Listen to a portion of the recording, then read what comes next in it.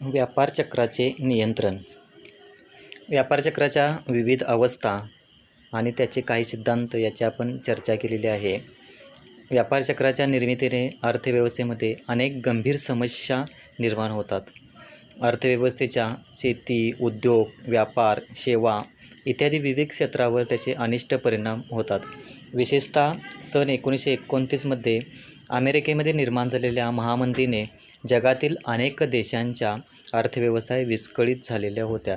थोडक्यात असे जे विनाशकारी तेजी, घसरण, मंदी, पुनरुज्जीवन हे जे चक्र आहे त्या चक्राचे नियंत्रण करणे हे प्रत्येक देशाच्या आर्थिक धोरणाचे महत्त्वाचे अंग बनलेले आहे. म्हणजेच यासाठी व्यापार चक्राचे नियंत्रणाचे विविध मार्ग अर्थशास्त्रज्ञांनी विशद केलेले आहेत, सांगितलेले आहेत. म्हणजे 1929पर्यंत सर्व अर्थव्यवस्था व्यवस्थित चाललेल्या होत्या, परंतु 1929ला ज्यावेळी जागतिक महामंदी आली त्यावेळी त्याचे दूरगामी असे प्रतिकूल परिणाम, अनिष्ट परिणाम अर्थव्यवस्थांच्यावरती झालेले होते. अनेक अर्थव्यवस्था विस्कळीत झालेल्या होत्या, मोठ्या प्रमाणामध्ये तोट्यामध्ये गेलेल्या होत्या. त्यामुळे व्यापार चक्राचे नियंत्रणाची आवश्यकता काय आहे? तर अर्थव्यवस्थेवरती व्यापार चक्राचे अतिशय अनिष्ट परिणाम होतात. त्यामुळे त्याच्या नियंत्रणाची आवश्यकता प्रत्येक देशाला भासत असते. भांडवलशाही अर्थव्यवस्थेचे वैशिष्ट्य म्हणजे काय? तर व्यापार चक्रांची निर्मिती होय. कारण जगामध्ये प्रथमतः सन 1917मध्ये रशियन क्रांतीने समाजवादी अर्थव्यवस्था निर्माण झाली आणि या समाजवादी अर्थव्यवस्थांच्यामध्ये व्यापार चक्रांचा उद्भव होत नाही. परंतु जगामध्ये ज्या अनेक बहुसंख्य भांडवलचे राष्ट्रे आहेत, मिश्र अर्थव्यवस्था आहेत, अशा अर्थव्यवस्थांमध्ये मात्र तेजी, मंदीचे चक्रे, व्यापार चक्रे वारंवार निर्माण होत असतात. उत्पादन असेल, उत्पन्न असेल, रोजगार असेल, या सर्व घटकांच्यामध्ये स्थित्यंतरे, बदल होऊन त्यांचा समाजातील बहुतांश वर्गावरती अनिष्ट परिणाम होत असतो. सर्व क्षेत्रामध्ये अनिश्चितता, अस्थिरता निर्माण होत असते. उद्योगधंदे, बँका इत्यादी मोठ्या प्रमाणात बुडतात आणि त्यासाठीच व्यापार चक्रांच्या नियंत्रणाची आवश्यकता भासते. म्हणजे समाजवादी अर्थव्यवस्थेमध्ये अशा प्रकारची व्यापार चक्र निर्माण होत नाहीत, परंतु भांडवलशाही अर्थव्यवस्था असेल, मिश्र अर्थव्यवस्था असेल, तर अशा अर्थव्यवस्थांच्यामध्ये व्यापार चक्रांची निर्मिती होते. त्याचा अनिष्ट परिणाम आहे तो सर्व क्षेत्रावरती होत असतो. कृषी क्षेत्र असेल, उद्योग क्षेत्र असेल, सेवा क्षेत्र असेल, व्यापार क्षेत्र असेल, या सर्व क्षेत्रावरती त्याचा अनिष्ट परिणाम, प्रतिकूल परिणाम होत असतात. बँका बुडतात, उद्योगधंदे बुडतात, उत्पादन, उत्पन्न, रोजगार या घटकांच्यावरती प्रतिकूल परिणाम होतात. त्यामुळे हे जे व्यापार चक्र आहे त्या व्यापार चक्रांच्या नियंत्रणाची आवश्यकता भासते. आता हे जे व्यापार चक्रांचे नियंत्रण आहे त्या नियंत्रणाचे काही उपाय अर्थशास्त्रज्ञांनी सांगितलेले आहेत. व्यापार चक्राच्या नियंत्रणासंबंधी अर्थशास्त्रज्ञांनी विविध उपाय सांगितलेले आहेत. सन 1929 जी जागतिक महामंदी होती, ती महामंदी निर्माण होईपर्यंत चलननीतीवरती अधिक भर दिलेला होता, पैशावरती अधिक भर दिला जात होता. परंतु 1929 ते 1933 या जागतिक महामंदीने घडवलेले जे भयंकर परिणाम आहेत त्या परिणामाने व्यापार चक्रांच्या नियंत्रणासाठी विविध उपायांचा अवलंब करणे भाग पडले.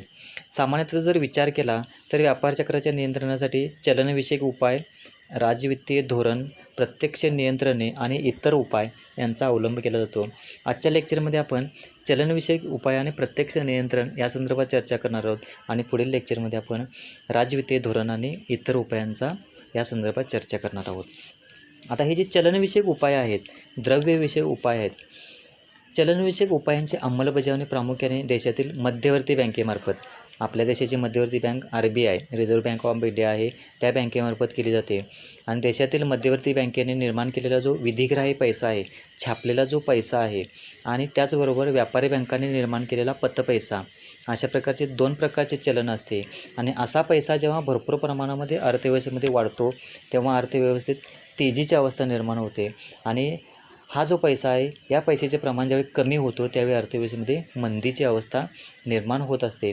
अशावेळी अर्थव्यवस्थेतील पैशाचे प्रमाण कमी जास्त होऊन निर्माण होणारी ही जी तेजी मंदी आहे ती नियंत्रण करण्यासाठी मध्यवर्ती बँक व्यापारी बँकांच्या पतनिर्मितीवरती नियंत्रण ठेवत असते. याला चलनविषयक धोरण म्हटलेलं आहे, किंवा चलनविषयक उपाय आहे. म्हणजे व्यापारी बँका जो पैसा निर्माण करतो त्या पैशावरती नियंत्रण, त्याचबरोबर व्यापारी बँकाने केलेला पतपैसा आणि रिझर्व्ह बँकेने निर्माण केलेला पैसा, विधिग्राही पैसा, त्याच्यावरती नियंत्रण ठेवून या ठिकाणी चलनविषयक उपायांच्या आधारे व्यापार चक्रांच्यावरती नियंत्रण ठेवण्याचा प्रयत्न मध्यवर्ती बँक करत असते. त्यातील पहिला मुद्दा आहे बँक रेटमध्ये बदल करणे. व्यापारी बँकांना मध्यवर्ती बँक ज्या व्याजाच्या दराने कर्ज देते किंवा व्यापारी बँकांच्या हुंड्या पुन्हा वटवते त्या दराला बँक रेट असे म्हणतात. म्हणजे व्यापारी बँकांना मध्यवर्ती बँकाकडून ज्या दराने कर्ज मिळते त्याला बँक रेट असे म्हणतात. आणि व्यापारी चक्राच्या जे तेजीचा कालखंड असतो त्या तेजीच्या कालखंडामध्ये मध्यवर्ती बँका बँक रेट वाढवतात. कारण मोठ्या प्रमाणामध्ये पैसा अर्थव्यवस्थेमध्ये आलेला आहे, तो कमी करायचा आहे. तर काय केलं जातं, व्यापारी बँकांना जे मिळणारे कर्ज आहे त्या कर्जावरचा बँक रेट वाढवला जातो. त्यामुळे साहजिकच व्यापारी बँकांना मिळणारे कर्जे महाग होतात आणि व्यापारी बँका मग काय करतात, कमी कर्ज घेतात आणि समाजामध्ये, व्यवहारामध्ये, बाजारपेठेमध्ये कमी पैशाचा पुरवठा करतात आणि पतपैशाची निर्मिती कमी होते. म्हणजे तेजीच्या कालखंडामध्ये काय केलं जाणार आहे, तर बँक रेट वाढवला जाईल. आणि ज्यावेळी अर्थव्यवस्थेमध्ये मंदीची परिस्थिती निर्माण होते त्या मंदीच्या परिस्थितीमध्ये मात्र बँक रेटमध्ये घट केली जाते. कारण व्यापारी बँकांना जास्तीत जास्त कर्ज मिळाले पाहिजेत आणि ती कर्जे समाजामध्ये, बाजारपेठेमध्ये मोठ्या प्रमाणामध्ये उद्योग संस्थांना, व्यापाऱ्यांना पुरवली गेली पाहिजेत. म्हणजेच मंदीच्या कालखंडामध्ये बँक रेटमध्ये घट केली जाईल आणि तेजीच्या कालखंडामध्ये बँक रेटमध्ये वाढ केली जाईल. दुसरा मुद्दा आहे खुल्या बाजारात कर्जरोख्यांची खरेदी विक्री. सरकारी जे कर्जरोखे आहेत त्या सरकारी कर्जरोख्यांची खुल्या बाजारामध्ये खरेदी आणि विक्री या धोरणांचा अवलंब करून मध्यवर्ती बँक तेजी आणि मंदीच्या चक्रावरती नियंत्रण ठेवू शकते. आता तेजीचा कालखंड आहे तर लोकांच्या हातामध्ये जास्तीत जास्त पैसा आहे, लोकांच्या हातामध्ये जास्तीत जास्त पैसा आलेला आहे, तो पैसा काढून घ्यायचा आहे. तर सरकार काय करतं किंवा मध्यवर्ती बँक काय करते, तर सरकारचे जे कर्ज आहे ते कर्जरोखे आहे ते विक्रीसाठी बाहेर ठेवले जातात. म्हणजे ती विक्रीसाठी बाहेर ठेवल्यामुळे किंवा विक्रीसाठी आणल्यामुळे समाजातील लोक, उद्योग संस्थेतील उद्योगपती ही सरकारी कर्जरोखे खरेदी करतात. कारण ह्याच्यामध्ये सुरक्षितता जास्त असते. सरकारी कर्जरोख्यांच्यामध्ये किंवा शेअर्स, जे सरकारचे शेअर्स आहेत त्याच्यामध्ये सुरक्षितता जास्त असल्यामुळे ज्यावेळी हे विक्रीसाठी बाहेर आणले जातात त्यावेळी साहजिकच समाजातील लोक असतील, उद्योगपती असतील तर यांची मोठ्या प्रमाणामध्ये खरेदी करतात आणि मग त्यांच्याकडचा पैसा रिझर्व्ह बँकेकडे जातो. म्हणजे समाजामध्ये जो जास्त झालेला पैसा होतो तो पैसा काढून घेतला जातो आणि तेजीवरती नियंत्रण ठेवले जाते. मंदीच्या अवस्थेमध्ये उलटी अवस्था केली जाते, लोकांच्या हातामध्ये पैसा नाही. मग साहजिकच सरकार काय करते, तर केलेले जे समाजातील लोकांना दिलेले जे सरकारी कर्जरोखे आहेत ते सरकार पुन्हा खरेदी करते. म्हणजे रिझर्व्ह बँक खरेदी करते, लोकांच्याकडून ते खरेदी केली जातात आणि लोकांच्या हातामध्ये पैसा दिला जातो, व्यापाऱ्यांच्या हातामध्ये पैसा दिला जातो. म्हणजे ज्यावेळी अर्थव्यवस्थेमध्ये पैसा नसतो त्यावेळी रिझर्व्ह बँक सरकारी कर्जरोखे खरेदी करते आणि ज्यावेळी लोकांच्या हातामध्ये जास्त पैसा असतो त्यावेळी तो पैसा कमी करण्यासाठी सरकारी कर्जरोख्यांची विक्री केली जाते. म्हणजे खुल्या बाजारामध्ये सरकारी कर्जरोख्यांची खरेदी आणि विक्री याच्या माध्यमातून देखील तेजी मंदीचे नियंत्रण केले जाते. राखीव निधीच्या प्रमाणात बदल. व्यापारी बँकांना देशातील प्रत्येक जी व्यापारी बँक आहे त्या प्रत्येक व्यापारी बँकेला कायद्यानुसार त्यांच्याकडे जमा झालेल्या एकूण ठेवीपैकी ठराविक भाग जो आहे तो मध्यवर्ती बँकेकडे शिल्लक ठेवावा लागतो, राखीव निधीमध्ये ठेवावा लागतो. तेजीच्या कालखंडामध्ये लोकांच्या हातामध्ये पैसा जास्त आहे, अशावेळी पतपुरवठा कमी करायचा आहे तर मग रिझर्व्ह बँक काय करते, या राखीव निधीच्या प्रमाणामध्ये वाढ करते.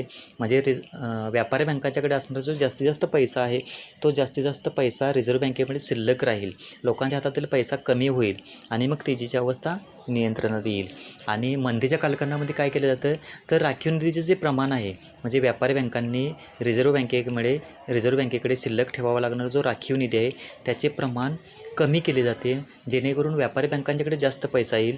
तो पैसा व्यापारी बँका समाजातील लोकांना कर्जावर रूपाने जास्त देतील, म्हणजे लोकांच्या हातामध्ये जास्तीत जास्त पैसा येईल, बाजारपेठेमध्ये विस्ताराचे वातावरण निर्माण होईल. म्हणजेच मंदीच्या कालखंडामध्ये राखीव निधीचे प्रमाण कमी केले जाते, तेजीच्या कालखंडामध्ये राखीव निधीचे प्रमाण वाढवले जाते. गुणात्मक पतनियंत्रण.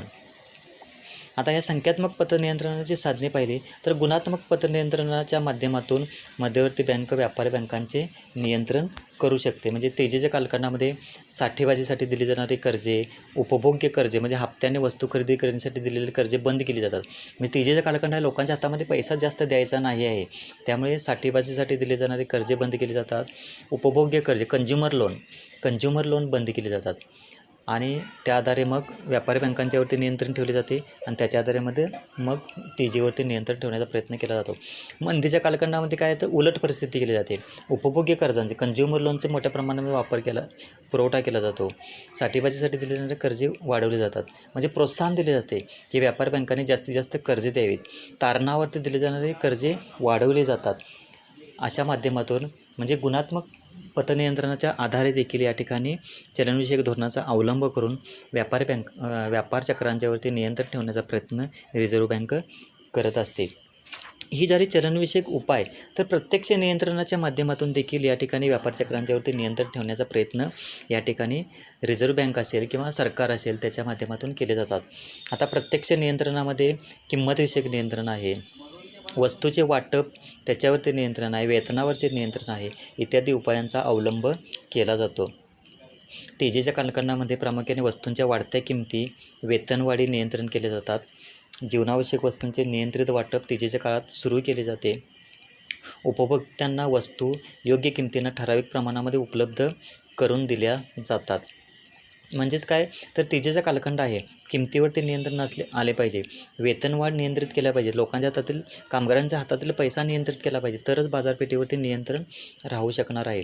आणि या उलट मंदीच्या कालखंडामध्ये किमती स्थिर ठेवण्याचा प्रयत्न केला जातो. म्हणजे किमती खूपच कमी होत असतात, अशा वेळी त्या किमती स्थिर करण्याचा प्रयत्न केला जातो. सरकार प्रसंगी स्वतः त्या वस्तू खरेदी करत असतात. कृषी मालाच्या संदर्भात कृषी क्षेत्राचा जर विचार केला तर सरकार काही वेळेला कृषी माल आहे तो स्वतः खरेदी करून ठेवत असते, जेणेकरून शेतकऱ्यांना त्यांच्या शेतमालाला योग्य भाव मिळेल.